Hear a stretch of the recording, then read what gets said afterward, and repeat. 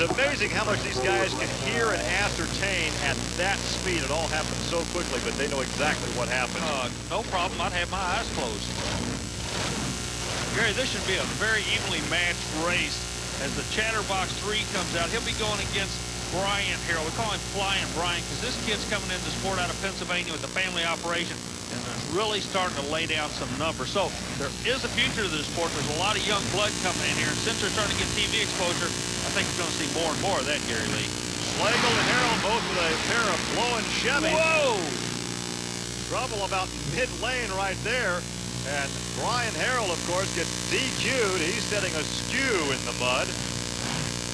A skew? Is that kind of like I'll explain it to you later. Right turn Chatterbox at 3.153. He was messed up mid-lane. How's that sound? As we take one more look, hang on, he gets rewarded. We'll come back with more action from Lima. Army Armstrong and Gary Lee back in Lima, Ohio on Trucks and Tractor Power as the competition continues. There's a good look at Allen in Beefy Blue, the Chevy S10. He's come out with the new 3-speed Lincoln transmission that allows him to really stick the horsepower to the racetrack. Now the question is, will the track hold that horsepower? I don't know, Gary. Well, he goes up against Kevin Stone, and the heat is on. Boy, that name could tell you a story, because as we get further into this field, the track is starting to go away a little bit. We've got a guy coming out here with a whole lot of horsepower that we know is going to be able to put it to the track. Again, will the track hold it? Let's wait and see. Oh, he's in trouble, Gary.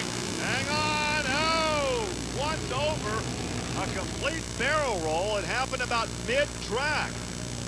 Could you tell what prompted that?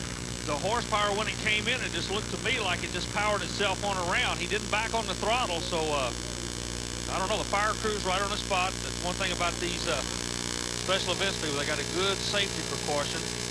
Well, let's take a look again. He hooks. Right there, he hooks. Doesn't back on the throttle. Now he's into the throttle. Wow. He was headed for our scissor lift over there, one of our camera positions.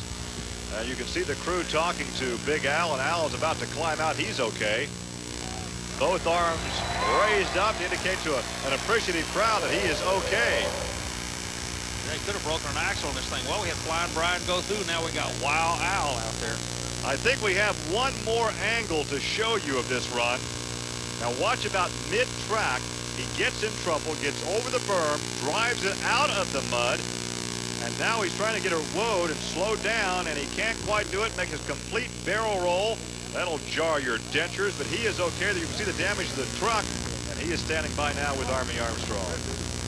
Well, real quick, I'm going to come up on one side, and the EMT's going to be on the other. I'm going to just grab you for a second, make sure you're okay, and then turn you over to him. Do you have any idea what happened? Well, we got crossed off up in the pit. I didn't leave off quick enough. She launches when she gets outside. I'm trying to get the throttle, keep it settled down, but they caught a hold over here and went over. Okay, I'm glad you're okay. I'm going to turn you over to Bill, our EMT. Did it. That was wild. I never did that before. Well, go home and watch it on TV. I'm glad you're all right. Thank you. Billy's all yours. You win. It was better than mine.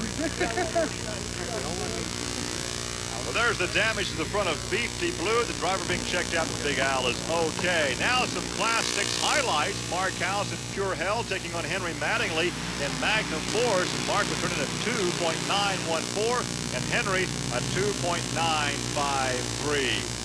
Well, earlier in the day, the track was seeming to hold up, go back together for a smooth racing surface, Gary. Jeff Ballard, the Ford Brothers Express, would best those other two guys with a 2.903. Another wild ride for Tom Marsh at the Spring Nationals. The far lane taking on Chad Miller. Miller would turn an impressive 2.885, and the Intruder would just simply turn, cross the line, and spread some straw. Yeah, I really took a chance when I lined up there, Army. I split the ruts there trying to get a good hook, and it hooked for me good. But then when I hit second gear, it really pulled to the right there because it got out of the mud on the one side. Ron Smith in the far lane would fare a lot better. Get a sub 3-second pass at 2.979.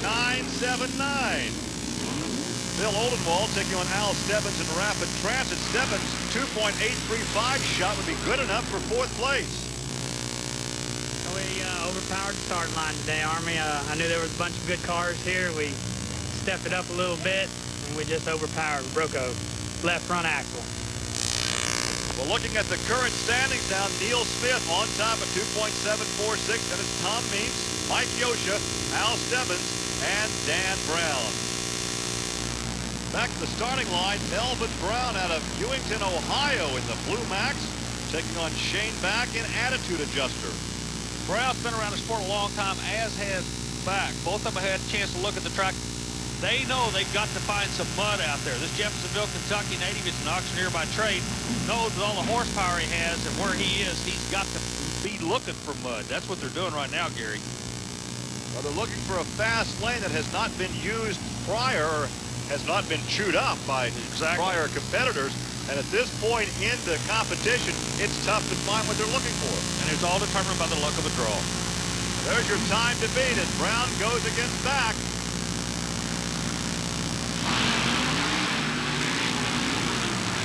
Oh, rough ride for both. Hang on there. Oh, he's over. Upside down.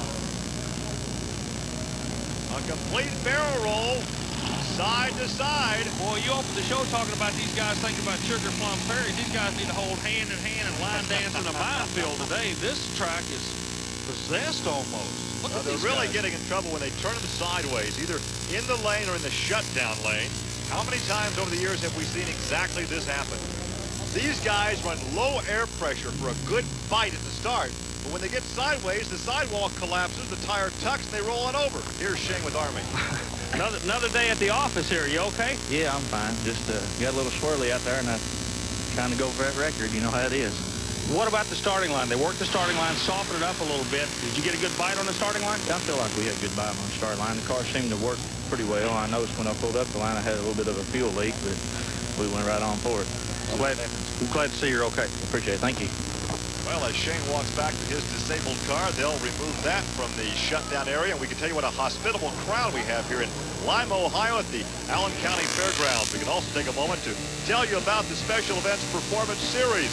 Pick up the latest in aftermarket parts and accessories with a visit to the manufacturer's Midway. There's also a show and shine competition with prizes in more than 28 categories. Call or write the Special Events Promotion Company to find out how you can be a part of these events or when one is coming to your area.